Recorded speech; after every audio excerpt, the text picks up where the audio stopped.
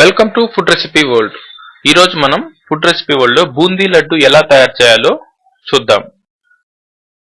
దీన్ని పండగలప్పుడే కాదు మామూలు సమయాల్లో కూడా మరీ ఎంత కష్టపడకుండా తయారు చేసుకోవచ్చు. దీనికోసం ముందుగా చక్కెర పాకాన్ని తయారు చేసుకోవాలి.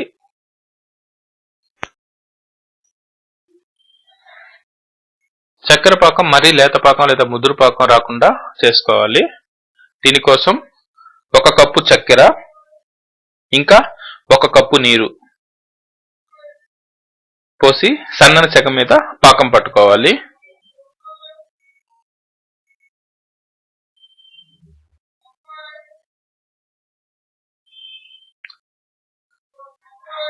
ఈ పాకం కాగుతూ ఉన్నప్పుడు మంచి సువాసన కోసం యాలకుల పొడి ఇంకా కొద్దిగా పచ్చకర్పూరం,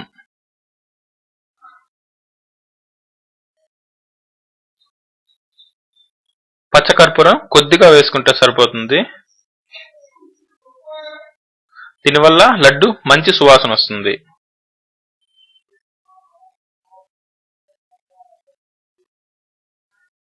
పాకాన్ని సన్నని సెగ మీద కాసుకోవాలి.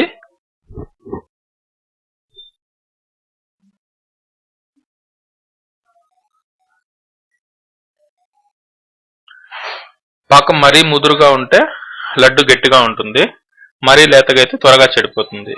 కాబట్టి లడ్డుకు సరిపోయే విధంగా పాకం తీసుకోవాలి. పాకం రెడీ అయింది. దాన్ని దించుకొని పక్కనుంచుకొని ఒక బౌల్లో 2 కప్పులు శనగపిండి,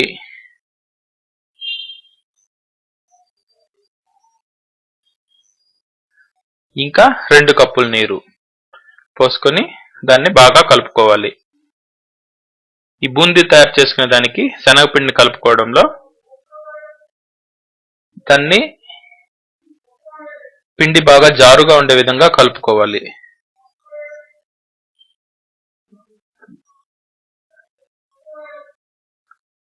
పిండి దోశ పిండి ఎలా ఉంటుందో అలా కలుపుకుంటే బూందీ బాగా వస్తుంది. పాన్ లో ఆయిల్ పోసి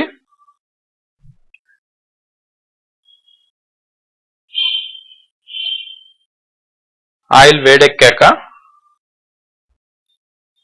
మీడియం హీట్ మీద బూందీ తయారు చేసుకోవాలి. దీనికోసం సన్నని రంధ్రాలు ఉన్న ఒక గరిటె తీసుకొని అందులో ఈ బూందీ పిండిని వేసుకొని బూందీ తయారు చేసుకోవాలి.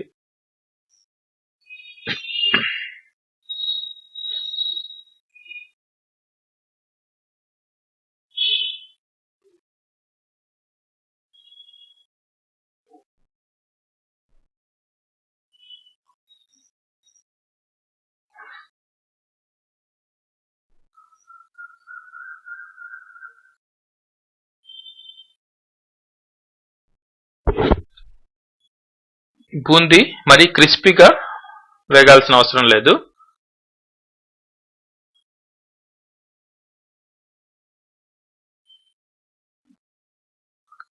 ఈ కాలిన బూందీని తీసుకొని ఈ పాకంలో వేసుకోవాలి.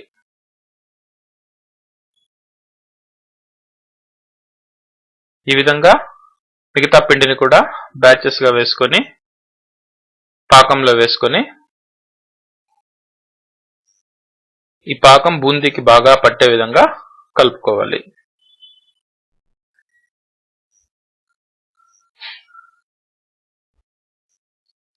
దీనికోసం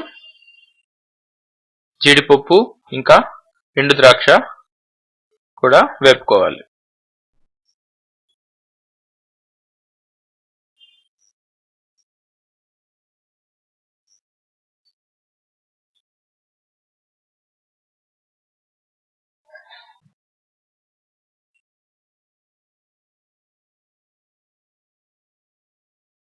ఎండు ద్రాక్ష జీడిపప్పు వేగిన తర్వాత దీన్ని తీపి బూందీలో వేసుకొని లడ్డు చుట్టుకొని ఆరిన తర్వాత సర్వ్ చేసుకోవడమే.